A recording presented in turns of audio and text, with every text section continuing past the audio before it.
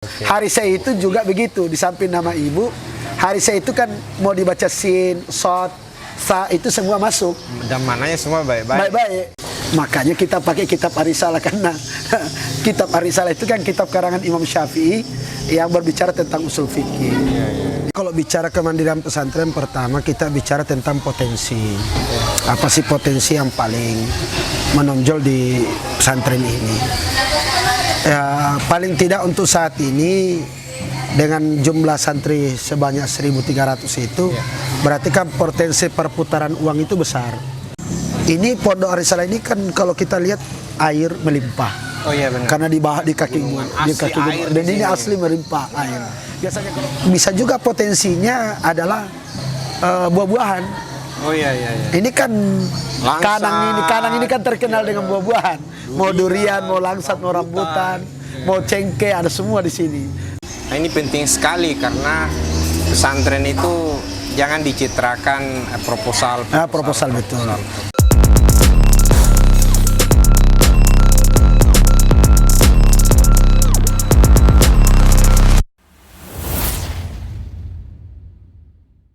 Bismillahirrahmanirrahim.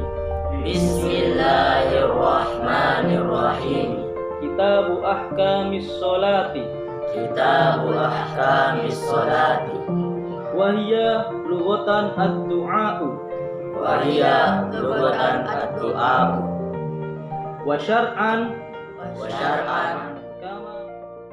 Pondok Pesantren Al-Risalah Batetanga didirikan pada tanggal 19 Agustus 2015 yang diprakarsai oleh Haji Bedong bersama sang istri Hajah Harisa dan Dr. Haji Muhyiddin Bedong MPD serta Dr. Abdul Ghaffar Bedong MTHI.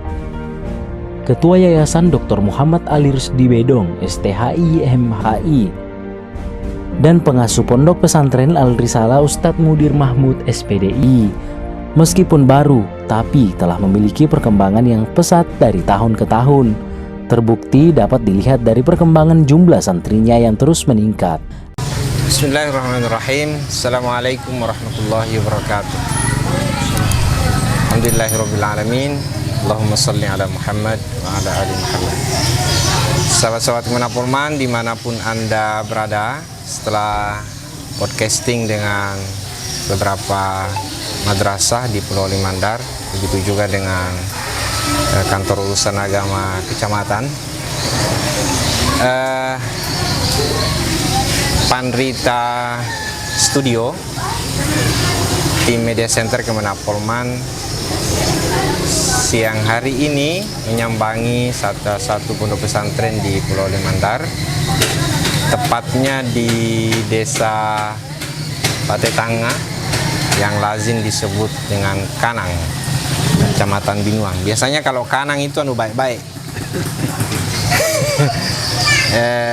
Di akhirat nanti orang yang mendapatkan pahala kebaikannya dengan tangan kanan berarti dia dapat kenikmatan. Tapi orang yang dapat kiri biasanya dapat kesusahan.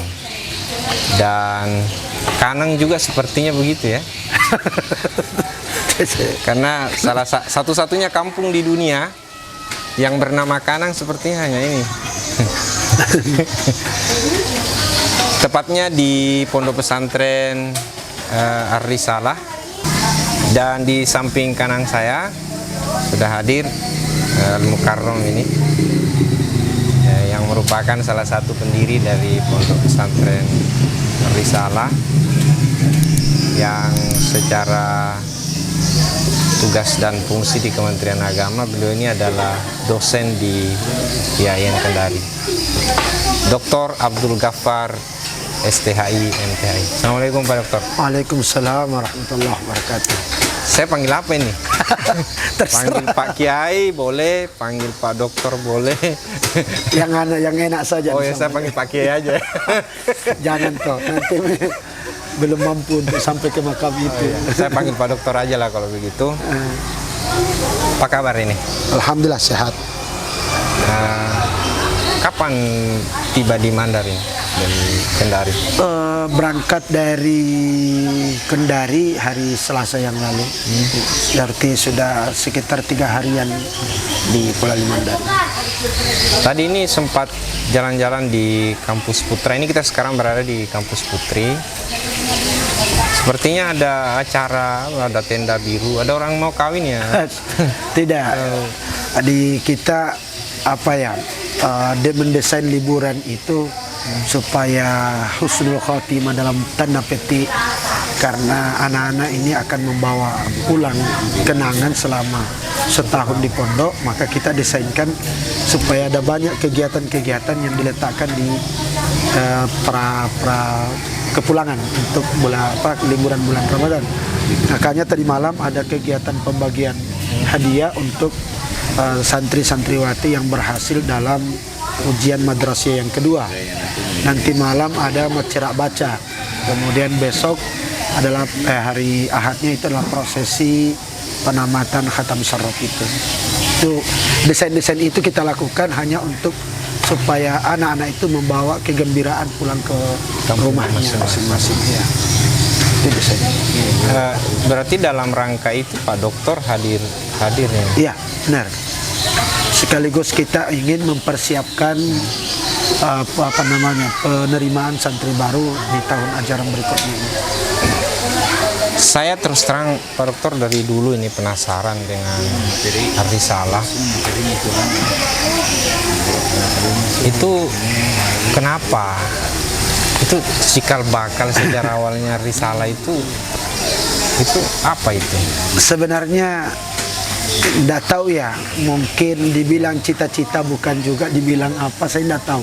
Yang jelas sejak kecil itu sudah membayangkan atau sering menulis nama itu dengan nama-nama yang dalam tanda petik orang atau istilahnya mungkin mustahil pada saat itu untuk diperoleh. Saya biasa tulis nama saya Profesor Dr. Kiai Haji. Itu waktu kecil masih sebelum SD. Antum? Iya, sering saya nulis nama saya itu Profesor Dr. Kiai Haji. Ya, Kiai Haji Abdul Ghaffar. Jadi waktu kecil itu sudah sering saya nulis begitu nama. Saya tidak tahu. Kan sisa selangkah lagi tuh propnya. Iya, makanya saya juga heran juga kok. Kata-kata atau kebiasaan-kebiasaan waktu kecil nulis nama waktu SD itu. Ditulis di mana? Di buku, di kertas. Ketika tulis namanya saya tulis lengkap seperti itu. Profesor Dr. Kiai Haji Abdul Ghaffar. Jadi saya juga tidak kebayang bahwa di antara dari tulisan titel-titel itu atau dari tulisan-tulisan itu sudah ada yang terwujud. Saya juga itu satu. Yang kedua, orang tua dari awal memberi saya tanah di Putra itu, lokasi itu, untuk sesungguhnya warisan itu memang diamanahkan kalau bisa dibuatkan pesantren. Itu dari orang tua. Makanya mungkin saudara-saudara yang lain dikasih tanah yang agak ke gunung. Saya mungkin satu-satunya saudara yang anaknya yang dikasih tanah di pinggir jalan dengan alasan untuk maksudnya tanah itu untuk antum. Iya, dari sekian bersaudara. Iya, karena kan semua saudara dapat tanah. Oh iya. Di si anak pertama dapat tanah di mana, anak kedua, anak ketiga. Nah, saya khusus dikasih tanah yang di pinggir jalan. Nah, itu. Niatnya orang tua supaya tanah itu kelak bisa dijadikan lokasi pondok pesantren. Oh, berarti memang ada niat sejak. Ada niat sejak dulu. Orang tua, bukan saya, orang tua. Nah, kalau saya sendiri sih lebih tepatnya mungkin dua orang yang dibilang menekan tidak juga, tetapi di luar dari orang tua tadi ya, yaitu Nungguru di Campelagian, itu Kiai Haji Abdul Latif Busra. Itu pesan-pesannya itu selalu agar pengajian kitab itu kemudian bangkit. Nah, salah satunya cara membangkitkan pengajian kitab itu kan dengan pondok pesantren. Yang kedua itu adalah Kiai Haji, waktu itu adalah Kiai Haji Abdul Alim bin Abdul Jalil di pengasuh pondok pesantren Sidogiri, Al-Maghfur lah. Saat ini sudah wafat. Jadi dua orang ini yang kemudian mempengaruhi saya dalam tanda petik untuk mencoba memberikan sesuatu kepada masyarakat ya. Jadi ada banyak faktor sebenarnya sih, tapi yang dominan itu. Sehingga waktu ada, sebenarnya sudah lama, bukan 2015 disuruh buat pesantren, tapi dari tahun 2012. Hanya saya belum menemukan momen saja. Saya saat itu masih belum punya pikiran untuk membuat. Tiba-tiba 2015 saya ketemu teman yang punya jejaring ke apa ya, ke orang-orang istilahnya itu ikatan masjid dunia saat itu. Salah satunya beliau itu punya jejaring ke sana, sehingga beliau tawarkan ke saya untuk memberikan atau membangunkan masjid. Saat itu ditawarkan 8x8. Saya tidak mau, saya mengatakan tidak usah kalau cuma 8x8, itu terlalu kecil. Akhirnya beberapa minggu berikutnya dia telepon saya bahwa bisa 12x12, bahkan saya tambahkan 1 gedung dan 1 rumah untuk kiai. Akhirnya terwujudlah saat itu 2015 bulan Februari Maret. Nah, kita mulailah membangun apa yang dijanjikan oleh apa namanya teman yang jejaring ke arah ke Ikatan Masjid Dunia itu. Nah, pada bulan Agustus baru kemudian berani menerima santri baru yang awalnya cuma 3 orang. 3 orang itu. Iya. Dia suka dukanya panjang juga itu. 3 orang saja dulu kita terima. Dan itu lama 3 orang, sampai dikatakan orang gila kan cuma 3 santrinya, mengatakan buat musola atau masjid di tengah hutan, macam-macam lah bahasa orang. Tetapi kan itu kan bumbu-bumbu dari keberhasilan itu kalau ada cibiran-cibiran itu. Dari 3 sekarang kan sudah berapa ya? Sekarang sudah 1.300-an. 1000 dari 3 menjadi 1.300. Iya, sudah 1.300. Meskipun dulu dikata-katai orang tidak sehat ini. Banyaklah kata-kata yang dapatkan itu. Dengan luas berapa sekarang? Kalau di Putra kurang lebih 5-6 hektar kalau di Putra. Di Putri? Kalau Putri ini kita barusan membebaskan lahan lagi di sebelah. Jadi sekarang ini hampir 1 hektaran lebih lah untuk Putri ini. 1.300 tadi itu maksudnya gabung Putra? Gabung Putra Putri. Sebenarnya kan kalau Putra itu sudah 6 tahun. Jadi sudah berjalan tahun ke-7 ini sekarang. Kalau yang Putri ini baru 3 tahun gabung menuju ke 4 tahun. Jadi 3 tahun setelah Putra berdiri baru kita berani membuka Putri. Putri itu terbuka tahun 2018. Sementara Putra 2015. Jadi selang 3 tahunan dengan alasan bahwa kita tidak ingin mencampur laki-laki perempuan tuh karena belum mapan. Yang kedua, kita juga terbatas dari sarana prasarana, sehingga ketika ada momen dulu untuk membeli lahan Putri dengan cara meminjam uang kiri kanan, akhirnya masuk wakaf dari masyarakat, sumbangan dari masyarakat, kurang lebih 8 bulan yang tanah itu yang dijual 300 juta dalam 35 are bisa kita beli dari bantuan murni masyarakat itu. Selain antum yang pendiri kan juga ada Ya, kakak ya, ada. paling tidak ada 3 orang yang kita masukkan di dalam akta notaris itu. Yang pertama orang tua, karena memang beliau yang punya almarhum Haji Bedong, karena beliau sebenarnya yang memang punya cita-cita sejak awal. Bahkan tanah itu diberikan ke saya memang cita-citanya untuk itu. Itu waktu berniat itu Pak Dokter di Sidogiri? Masih di Sidogiri. Jauh lah sebelum, bahkan mungkin saya masih di Campalagiang saat itu sudah membayangkan punya bisa buat pesantren, baru tiba-tiba ke Sidogiri. Nah, yang kedua itu kakak dari Haji Muhyiddin. Mantan Kakak Mil. Ya, beliau itu yang paling semangat sebenarnya dulu. Dari 2012 itu semangat sekali untuk membangun, tapi saya yang belum. 2012. Ya, saya yang bertahan tidak.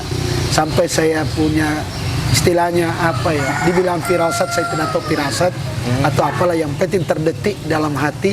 Oke, saatnya sudah bisa membangun, baru kemudian membangun.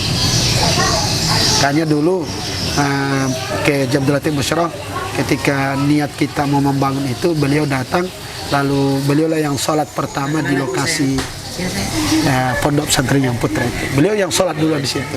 Nangguru deh. Ya, Nangguru. Jadi Nangguru itu yang sholat di situ. Belum ada musola, belum ada apa. Beliau ketika kita ceritakan bahwa Nangguru doanya kita mau buat pesantren, beliau datang lalu sholat di lokasi. Ini dulu Ar-Risalah itu coba cerita dulu. Kayak tadi kan ceritanya. Iya. Sebenarnya Ar-Risalah itu kan sebenarnya yang pertama kita buat itu yayasan. Panjang perbincangan tentang yayasan itu kan Harisatul Ghifari. Sesungguhnya Harisa itu adalah nama ibu. Ibu saya bernama Haji Harisa. Ibu namanya? Iya, Harisa. Al-Ghifari? Al-Ghifari itu sebenarnya dulu namanya yayasan ini Harisatul Ghaffar. Tapi terlalu kentara kalau nama saya masuk di situ. Sehingga saya bilang jangan. Tapi Al-Ghifari dengan mencoba menisbatkan kepada seorang sahabat Nabi yang bernama Abu Dzar Al-Ghifari. Kan beliau itu terkenal dengan kejujurannya, terkenal dengan kesederhanaannya, kesuhudannya. Nah itu yang kita kemudian. Yang kedua, Al-Ghifari kan bisa juga bermakna ampunan dan seterusnya. Al-Ghifari juga bisa bernisbat ke saya. Jadi sangat fleksibel itu. Harisa itu juga begitu. Di samping nama ibu, Harisa itu kan mau dibaca sin, sod, sa, itu semua masuk. Dan mananya semua baik-baik. Baik-baik. Ya Harisa kan motivasi. Yes. Kalau Harisa tanaman, penanam. Kalau Harison penjaga. Jadi semua semua bisa Mau masuk. dibaca Harisa, mau Ya, dibaca Hariso, Iya, atau Harisa. Harita. Jadi semua bisa. Dan itu semua mananya karena Harisa penanam, Harisoh pemberi motivasi, kemudian Harison penjaga. Jadi semua masuk dan semuanya isim fa'il. Iya. Jadi itu. Nah, setelah itu baru kita pikirkan nama pondok. Nah, karena kita pikirannya saat itu adalah bagaimana membuat pondok yang tetap ke klasik, tetapi bukan dalam fikih waqi'i, artinya fikih jadi, bukan. Kita mau fikih manhaji. Artinya fikih manhaji itu bagaimana santri-santri itu kelak dia tidak memahami fikih itu yang teks, tetapi mencoba memahami bagaimana memproduksi fikih. Makanya kita pakai kitab Ar-Risalah karena kitab Ar-Risalah itu kan kitab karangan Imam Syafi'i yang berbicara tentang usul fikih. Ya itu. Yang kedua, Ar-Risalah kan bisa juga dimaknai sebagai risalah yang dibawa oleh Rasulullah SAW. Jadi sebenarnya filosofinya itu banyak. Risalah adalah risalah yang dibawa oleh Rasulullah. Risalah juga bermakna tadi kitab yang dikarang oleh Imam Syafi'i. Dan Risalah bisa juga diartikan utusan. Artinya biarlah santri-santri nanti yang keluar dari sini bisa menjadi utusan-utusan untuk memberikan moderasi beragama ke masyarakat. Jangan menjadi dalam tanda petik keras atau aliran keras, ekstrim atau aliran-aliran yang liberal juga. Jadi kita betul-betul menanamkan Ar-Risalah itu. Makanya kitab Ar-Risalah itu insya Allah kita akan jadikan memang kajian utama di kitab ini, nggak di pondok ini. Yang jelas Ar-Risalah ini afiliasinya ke Nahdlatul Ulama. Ya pasti. Jadi meskipun secara struktural tidak, tetapi secara kultural pasti kita kemudian. Ini songko NU loh, saya dapat tadi. Nggak tahu saya mau bawa pulang ini sebentar. Itu kira-kira kalau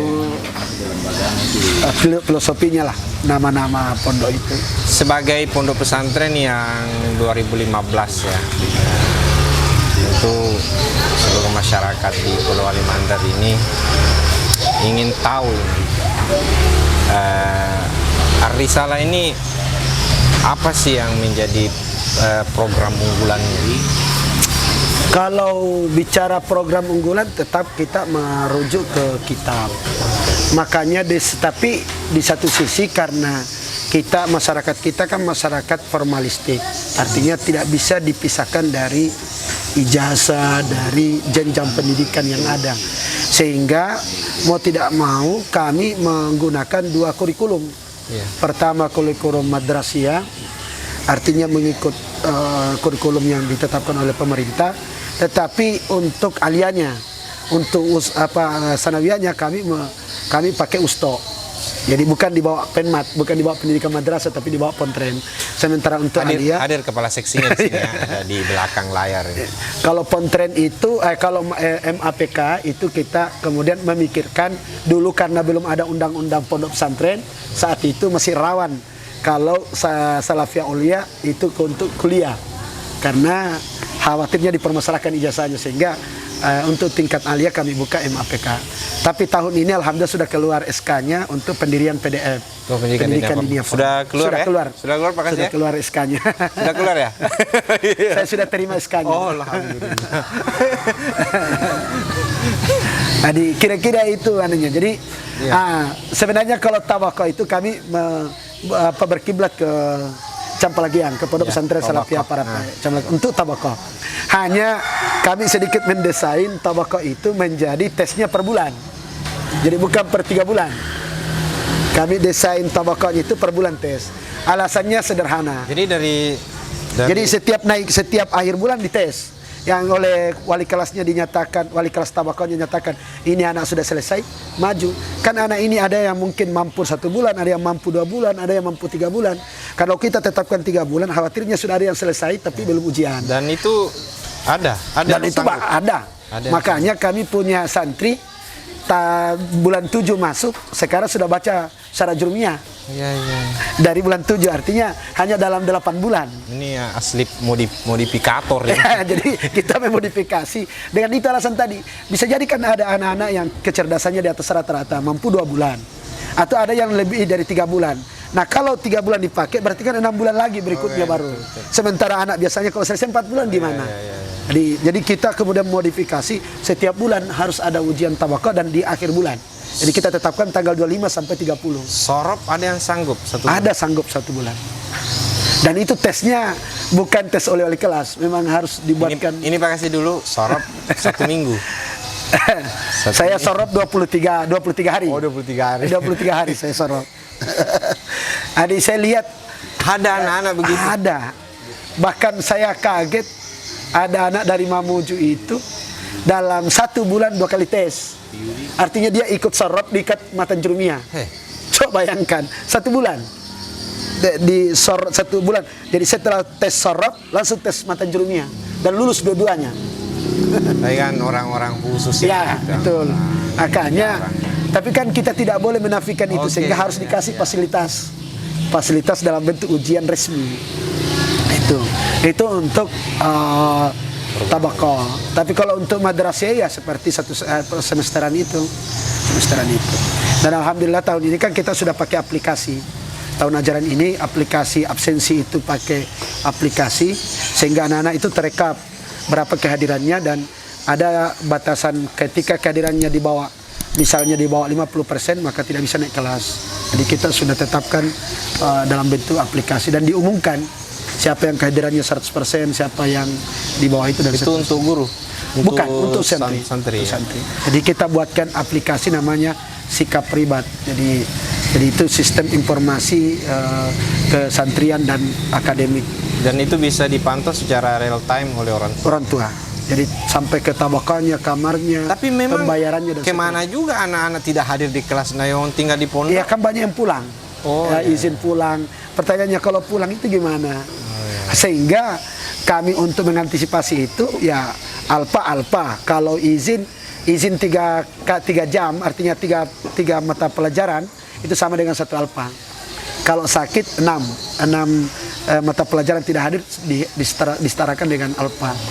Dan itu dalam 1 tahun ada akumulasi sekian persen, 75% tidak mencukupi kebutuhan kehadirannya, maka itu tidak bisa naik kelas. Kami pakai sistem perkuliahan bahwa 75% kehadiran wajib tatap muka.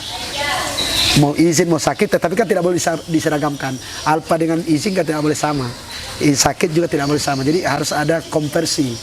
Itu sudah jalan sekarang? Dan sudah jalan. 2022 sudah jalan. Alhamdulillah. Apalagi program unggulannya? Bagi nilai jual.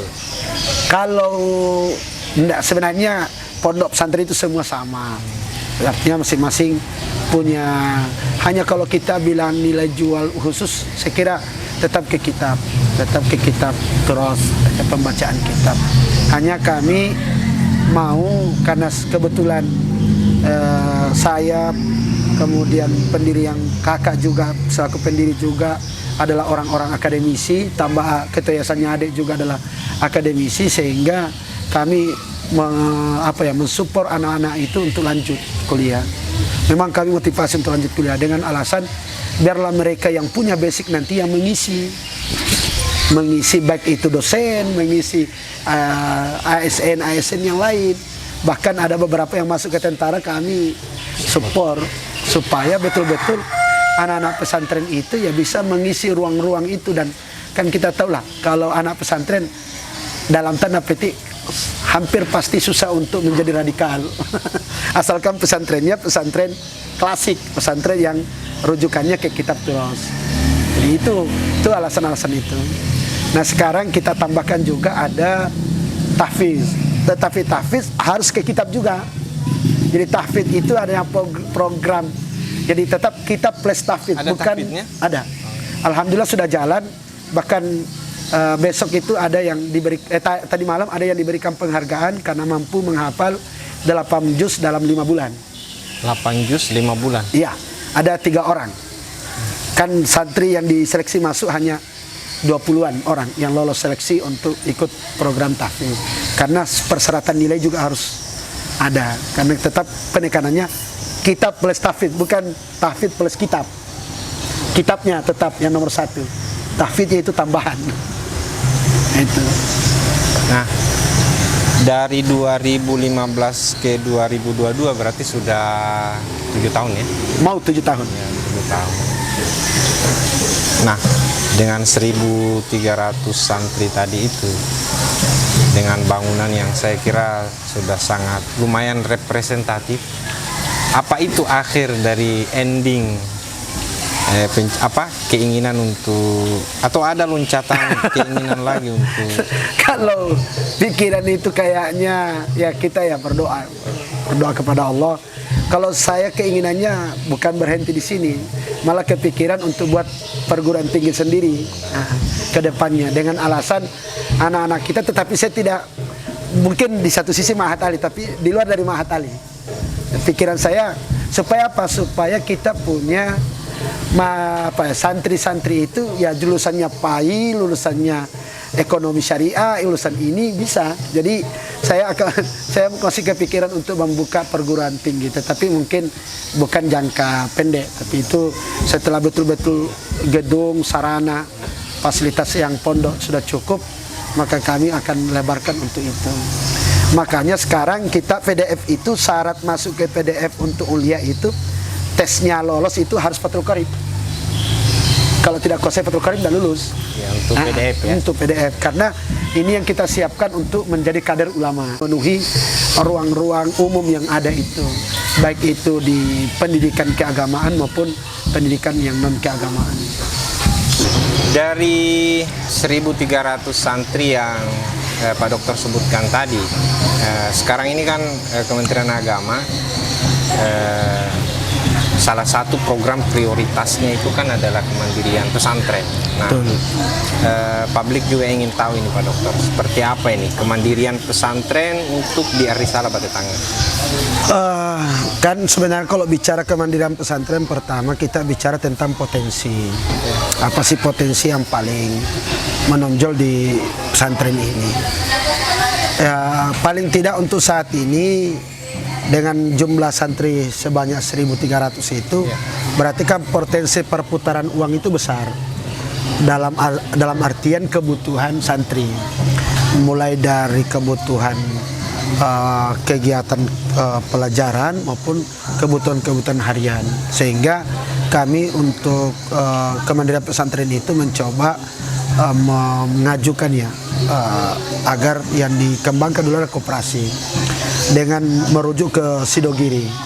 Sidogiri kan luar biasa artinya kepontrennya, artinya koperasi pondoknya kepontren itu, koperasi pondok pesantren itu luar biasa. Nah, coba kami ingin, karena ini kan sudah jalan, sehingga ini perlu ditingkatkan dan perlu perlu pendataan lebih cermat lagi sehingga betul-betul akuntabel dan transparan, sehingga betul-betul penghasilan atau hasil dari toko serba ada di pondok pesantren itu kemudian bisa membiayai keberlangsungan kegiatan pondok pesantren. Itu satu. Yang kedua, andai kita misalnya dikasih sekian-sekian untuk mencoba apalagi yang bisa dikembangkan di Pondok Ar-Risalah. Ini Pondok Ar-Risalah ini kan kalau kita lihat air melimpah. Oh iya benar. Karena di kaki gunung, dan ini asli melimpah air. Biasanya kalau pondok-pondok pesantren yang lain kekurangan air, kita ini alhamdulillah kekurangan. Kolam renang itu kan kolam renang itu salah satu indikator kita punya air yang melimpah. Jadi kolam renang di Putra 2, di Putri 2 itu. Oh, di Putri ada juga? Ada. Itu berarti kan ada artinya itu bertanda bahwa air melimpah. Sehingga kalau bicara air ada dua. Satu, air dalam artian yang diproduksi untuk menjadi konsumsi, yang satunya dipakai untuk misalnya pemeliharaan ikan dan seterusnya, itu kan ada. Jadi ada dua, bisa mengarah kepada air bersih, air minum. Yang kedua bisa untuk dijadikan sebagai bagaimana pengembangan atau pemeliharaan Peternakan ikan. Ikan apa saja kan, karena airnya air bersih, bukan sisa. Jadi bisa ikan nila, ikan ini macam-macam itu. Jangan peternakan buaya ya. Sehingga nanti enak. Saya konsumsi santri itu diproduksi oleh pondok sendiri. Ya, itu kan bisa. Itu kalau dari segi air potensinya. Yang ketiga bisa juga potensinya adalah buah-buahan. Oh iya. Ini kan Langsat. Kanang ini kan terkenal dengan buah-buahan. Mau durian, mau langsat, mau rambutan, mau cengkeh, ada semua di sini. Mau lengkeng, ada semua. Jadi kalau bicara tentang buah-buahan ini potensial sekali. Sehingga ketika misalnya pondok punya lahan tersendiri untuk untuk Pak Dokter kan banyak kebun. tidak, maksudnya ini supaya betul-betul pondok yang punya, sehingga pasti produksi atau penghasilan dari kebun-kebun itu bisa kembali ke, apalagi kan sekarang banyak masyarakat yang mau bekerja untuk menjadi buruh tani, ceritanya menjadi buruh tani untuk kerja lahan. Jadi sangat mungkin. Jadi ada banyak hal yang bisa dikembangkan kalau untuk di Pondok Pesantren Ar-Risalah. Untuk masuk ke Kemendirian Pesantren. Dan sekarang ini kan alhamdulillah, kalau di sini kan bisyara atau SPP-nya Nana ini kan 500 per tahun. 500 per tahun. Artinya dia bisa bayar 2 kali, 250 per semester, 250 per semester. Kenapa kok bisa jalan padahal pembayarannya sangat sedikit? Itu lagi-lagi karena koperasi yang Jadi, meskipun belum terlalu besar, tapi ini koperasi terasa ya? Terasa. Karena mampu memberikan kontribusi ke pondok sampai ratusan juta dalam 1,5 tahun itu. Apalagi sampai 1 tahun itu. Masuk mungkin pengelolaan catering ya? Catering tidak. Catering untuk saat ini dikelola oleh masyarakat. Hanya kami minta keuntungan kami di pondok itu adalah memberi makan guru. Keuntungan catering itu tidak perlu diberikan ke pondok, feedbacknya ke seluruh guru. Jadi berapapun guru yang mau makan harus difasilitasi. Jadi guru di sini ya mau yang sudah berkeluarga maupun yang tidak ya makan di pondok karena gratis. Jadi itu catering yang siapkan itu. Nah, ini penting sekali karena pesantren itu jangan dicitrakan proposal betul. Makanya ya kita berusaha bagaimana supaya betul-betul mencoba kemandirian pondok itu kita bangun pelan-pelan dengan berbagai macam cara. Jadi termasuk tadi catering itu kita tidak kelola karena jangan sampai kita overload tugas dan fungsinya sehingga tidak mampu lagi mengelola yang lain-lain, sehingga untuk operasi kita serahkan ke masyarakat, tetapi dengan catatan coba ada feedbacknya. Jadi semualah yang bekerja sama dengan pondok itu semua ada feedbacknya. Itu. Terakhir ini sebagai closing statement dari Pak Dokter ini untuk secara khusus mungkin kepada wali santri dan kepada masyarakat secara umum Pulau Mandar dan Indonesia. Silakan lihat kamera. Kita kembalilah kepada hadis bahwa muru auladakum bis-sholati wa hum abna'u sab'a sinin, itu sangat penting, bahwa pendidikan usia dini itu sangat penting untuk diterapkan. Terlebih dengan kondisi kita saat ini yang gangguan, rintangan, tantangan terutama di media-media sosial itu sangat tinggi. Sehingga kalau pembinaan bukan dari betul-betul usia dini, maka sulit untuk kita kembangkan, untuk kita cetak menjadi menjadi orang-orang yang tangguh, dalam tanda petik yang tidak gampang belok ke kanan maupun ke kiri. Kalau bahasa Sidogiri itu la yamilu yumnatan wala yusratan, tidak gampang terombang-ambing, tidak gampang. Dan itu biasanya kita lihat pada pondok-pondok pesantren yang basicnya itu adalah ke kitab klasik. Oleh karena itu pada masyarakat jangan sekedar memondokkan anaknya, tetapi lihat juga sanad keilmuan, pondok pesantren yang mau kita tempatkan. Terlebih kalau rumah-rumah tahfidz saat ini sangat banyak rumah-rumah tahfidz, tetapi pendirinya adalah bukan penghafal Al-Quran dan tidak punya basic terhadap Al-Quran. Oleh karena itu penting supaya masyarakat kita jangan dalam tanda petik terlena dengan promosi, dengan simbol-simbol yang lain, seperti kalau hafal Al-Quran akan dipakaikan mahkota dan seterusnya. Itu itu perlu diluruskan baik-baik, karena hafalan Al-Quran tanpa paham juga sia-sia. Oleh karena itu penting untuk masyarakat bagaimana hafalan Al-Quran itu ditindaklanjuti dengan memahami Al-Quran. Dan memahami Al-Quran harus kembali kepada ulama-ulama yang bisa membaca kitab-kitab turas. Barangkali itu. Oke, makasih Pak Dokter atas waktu, ilmu dan cerita pada kesempatan ini. Semoga ini bisa menjadi racun bagi Anda semua, racun dalam sebuah referensi untuk memilihkan bagi anak-anak kita ke pondok pesantren mana yang layak untuk mereka, dan salah satunya adalah pondok pesantren Arisalah Bate Tangai. Sekali lagi makasih banyak Pak Dokter. Sama-sama. Jangan lupa bahagia. Wallahumma muwaffiq ila aqwamit thoriq. Wassalamualaikum warahmatullahi wabarakatuh. Waalaikumsalam warahmatullahi wabarakatuh.